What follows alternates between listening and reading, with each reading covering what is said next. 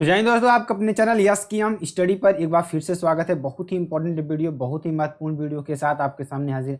यहाँ पर ध्यान दीजिएगा, अगर आप नए स्टूडेंट हो, सबसे पहले ध्यान दे दीजिएगा, अगर आप नए स्टूडेंट है ना, तो आप इस चैनल को तुरंत क्या कर लीजिए, सब्सक्राइब कर लीजिए, ठीक है ना, क्योंकि आपके लिए बहुत ही इंपॉर्टेंट वीडियो होने वाला है। आप तुरंत क्या कर लीजिए, चैनल को क्या कर लीजिए, सब्सक्राइब कर लीजिए। क्या कर लीजिए, सब्सक्राइब करके आप क्या कर देंगे, बेल आइकन को जरूर दबा लेंगे और जो भी वीडियो नोटिफिकेशन का आपकी स्क्रीन पर तुरंत ही देखिए, अगर जैसे ही आप नोटिफिकेशन बिल को आप जब ऑन कर देते हैं ना, तो आपको जैसे ही देखिए वीडियो हम लोग पोस्ट करते हैं, तो आपको वहां पर तुरंत ही नोटिफिकेशन आ जाएगा कि हाँ वीडियो पोस्ट हो गई है, ठीक है ना।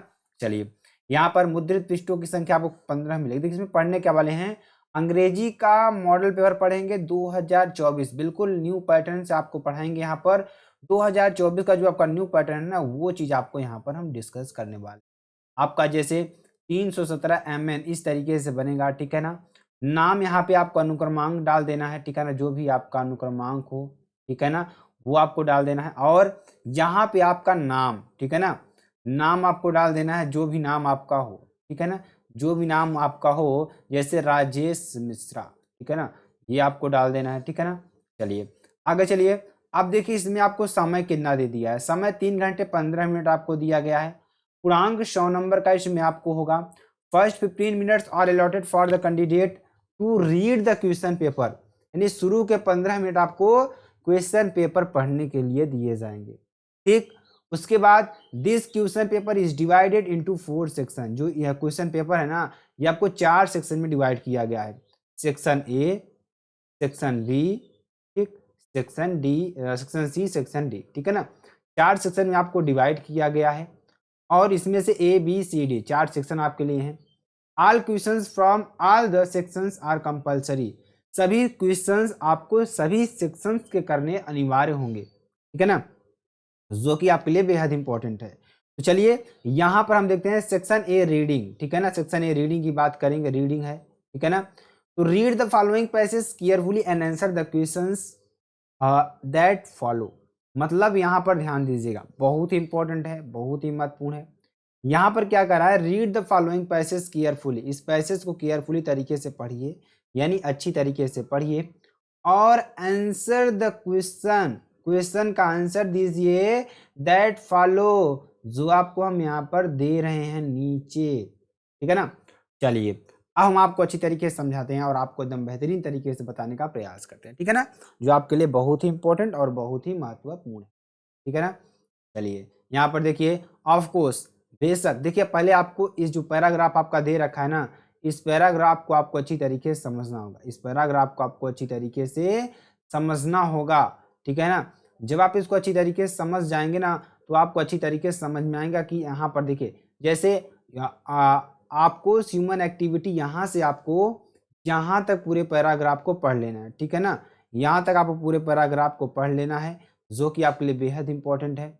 अब देखिए इसको सॉल्व कैसे करना है, ये चीज आपको ध्यान देना है, ठीक है ना। जो पैसेज है, पैसेज सॉल्व करने का एकदम आपको हम बेस्ट ट्रिक बताते हैं। बेस्ट ट्रिक क्या है वो चलिए हम आपको एकदम समझाते हैं। उससे पहले जो भी हमारे साथ नए जुड़े हैं ना, तुरंत तुरंत तुरंत क्या कर दें, सब्सक्राइब कर दें, लाइक तो जरूर ही कर देंगे आप लोग, ठीक है ना। चलिए यहाँ पर देखते हैं, जैसे यही पैराग्राफ आपको पूरा दे दिया, इतना लंबा सा पैराग्राफ आपको दे दिया है, हालांकि आपको एग्जाम में छोटा सा ही आता है। जैसे इसमें क्वेश्चन आपको दे दिया है, क्वेश्चन जैसे दिया है इसमें, क्वेश्चन पहला क्वेश्चन क्या दिया है, how has human activity been chiefly responsible for the increasing problem of global warming, ठीक है ना।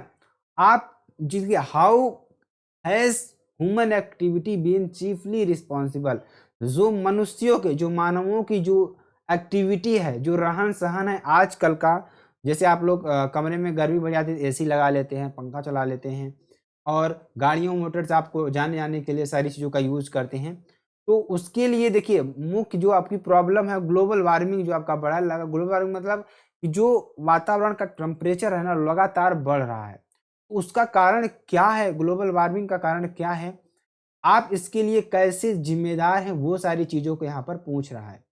तो आपको कहीं पर भी देखिए, हम आपको एकदम बेहतरीन ट्रिक बताते हैं, जहां कहीं पर आपको क्या दिख जाए, ग्लोबल वार्मिंग दिख जाए, इंक्रीजिंग प्रॉब्लम दिख जाए, उस पैराग्राफ को आपको पूरा छाप देना, जैसे हम आपको दिखाते हैं, ठीक है ना, ये चीज आपको दिखाते हैं।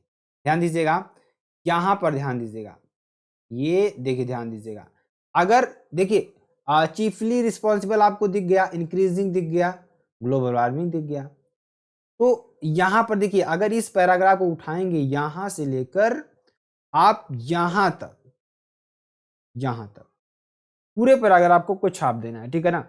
इस तरीके से हम जिम्मेदार हैं ग्लोबल वार्मिंग के लिए। तो ये सारा क्वेश्चन आपको एक पूरा लिख लेना है, ठीक है ना, इस तरीके से आपको कर देना है। बहुत सिंपल सा ट्रिक हम आपको बता रहे हैं, एकदम अच्छी तरीके से आप यहाँ से बिल्कुल बिल्कुल 15 नंबर आपका आता है तो आपको एकदम बेहतरीन तरीके से यहाँ से मिल जाएगा। बिल्कुल आपको इसमें कुछ करना ही नहीं रहेगा, ठीक है ना, इसमें आपको कुछ करना ही नहीं रहेगा। चलिए आगे चलते हैं। चलिए यहाँ पर ध्यान दीजिएगा, अब देखिए अगला क्वेश्चन क्या कर रहा है, अगला क्वेश्चन भी आपके लिए ध्यान देंगे। What are the problems the world is facing due to global warming. क्या कारण है जो विश्व है, जो संसार है, वो ग्लोबल वार्मिंग का क्या कर रहा है, सामना कर रहा है। मतलब बदलते हुए मौसम का, कभी जाड़ा, बहुत ज़्यादा जाड़ा पड़ जाती है, कहीं बहुत ज़्यादा गर्मी पड़ जाती है, कभी बहुत ज़्यादा क्या हो जाता है, बारिश हो जाती है। ये ग्लोबल वार्मिंग है, अच्छी तरीके से समझ रहे हैं आप लोग, ये मौसम का परिवर्तन है, ठीक है ना। चलिए ये क्वेश्चन आपको कहीं क्या दिख जाए, problems facing due to, facing आपको यहीं दिख जाए, आपको उस पैराग्राफ को छाप देना है, आपको ढूंढना है पैराग्राफ में, ठीक है ना, इस तरीके से कुछ करना नहीं है, ढूंढना है आपको, कहीं ये वर्ड दिखता है ना, इस पैराग्राफ को छाप देना है, ठीक है ना, कुछ करने की जरूरत नहीं है, ठीक है ना। चलिए अगला देखेंगे, how how has global warming affected India, यानी ग्लोबल वार्मिंग इंडिया को कैसे अफेक्ट कर रहा है। तो अफेक्टिंग इंडिया जहां दिख जाए उस पैराग्राफ को आपको छाप देना है। उसके बाद क्या है क्वेश्चन अगला, हाउ शुड, क्या कर रहा है यहाँ पर, हाउ शुड, ध्यान दीजिएगा, बहुत ही इंपॉर्टेंट, बहुत ही महत्वपूर्ण है, ठीक है ना। चलिए तो आप इस तरीके से इसको सॉल्व कर सकते हैं, तब बेहतरीन तरीके से हमने आपको बता दिया, ठीक है ना। तो इसमें आपको कुछ दिक्कत तो होने वाली है नहीं, क्योंकि आपके लिए बेहद इंपॉर्टेंट तरीके से हमने आपको बता दिया कैसे सॉल्व करना है, ठीक है ना। चलिए आगे चलते हैं। जैसे इसमें दे दिया क्वेश्चन, अगला क्वेश्चन देखिए दे दिया, क्या दे दिया, क्वेश्चन दे दिया, द अपोजिट ऑफ इनोरमस, इसका अपोजिट आपको बताना है, ठीक है ना। इनोरमस का अपोजिट क्या होगा, टीनी, रॉटन, लार्ज या क्रूएल, ये आपको बताना है। द अपोजिट ऑफ विगोरस, इसका अपोजिट आपको बनाना है, टॉल, शॉर्ट, वीक या स्मॉल, इसको आपको बताना है। द वर्ड सबस्टैंड, ठीक है ना, वर्ड सबस्टैंड मीन्स, सबस्टैंड यानी कि सस्टैंड मीन्स क्या होता है, ठीक है ना, ये सस्टैंड मीन्स क्या होता है आपको लिख लेना है, ठीक है ना। चलिए सबसे मोस्ट इंपॉर्टेंट आपके लिए आता है सेक्शन बी, सेक्शन बी आपके लिए 10 नंबर का आता है पूरा पूरा, ठीक है ना, जिसमें आपको क्या करना होगा, 10 नंबर इसमें, ठीक है ना, 10 नंबर आपको इसमें मिलेगा, ठीक है ना, 20 नंबर टोटल आपको सेक्शन बी से मिलेगा। Right an article on any one of the following about 100 to 150 word, मतलब कि 100 150 शब्दों में आपको इसको लिखना होगा, ठीक है ना। जैसे इसमें 3 आपको दे दिया जाएगा, वुमेन इन न्यू इंडिया, आपके नए इंडिया में वुमेन्स कैसी हैं, कैसी स्थिति है उनकी, वो चीज़ आपको बताना है। उसके बाद ध्यान दीजिएगा, इन साइंस अ ब्लेसिंग और अ कर्स, जो साइंस है हमारे लिए वरदान है या अभिशाप है, उसको आपको बताना है।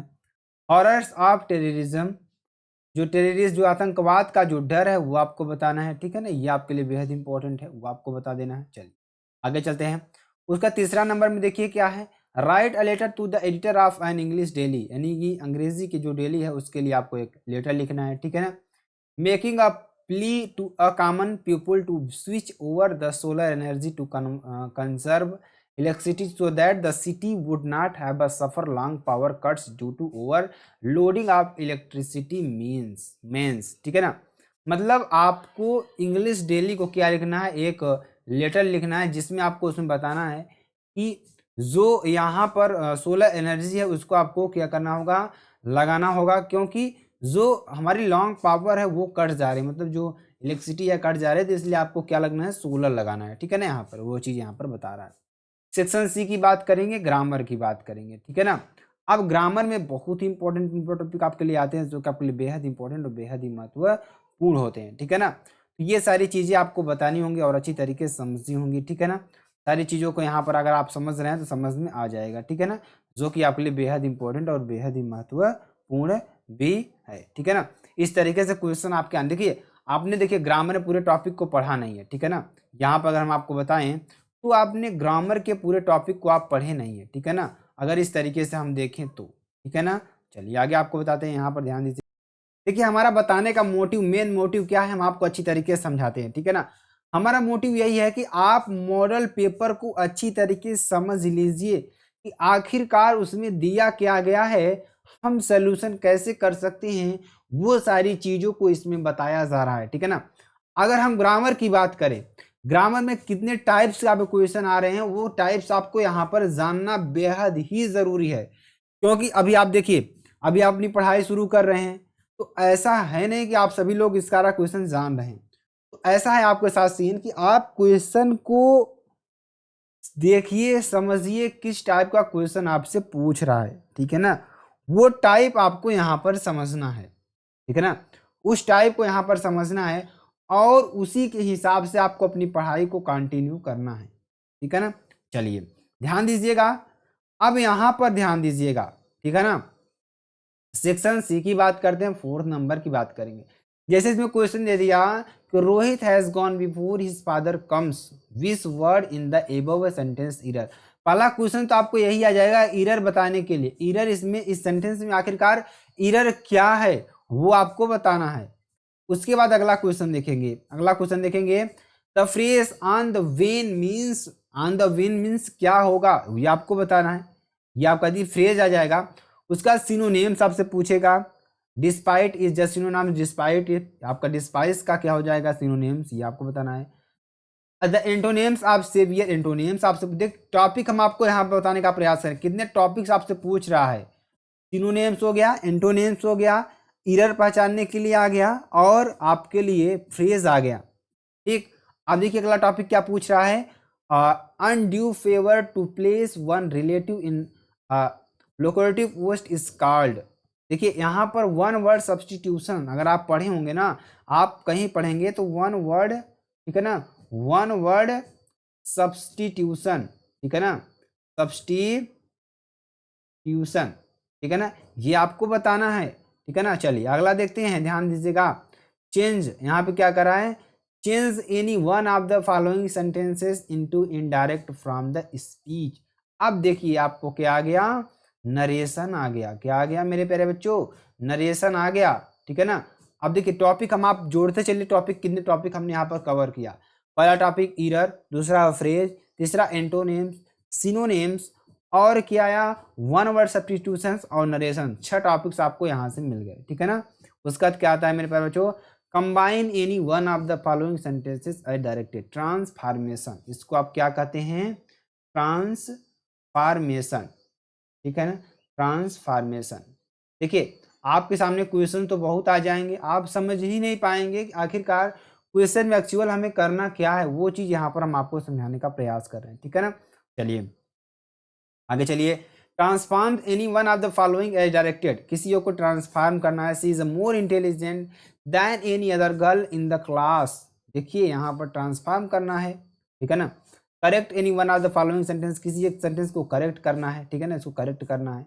चलिए अगला देखेंगे ई नंबर में, use any one of the following pairs. अब देखिए वर्ड का पेयर आ गया, मीनिंग आपको एक ही रहेगी, ठीक, और आपको इसके अलग अलग मीनिंग को बताना है, ठीक है ना, वर्ड आपको एक ही रहेंगे।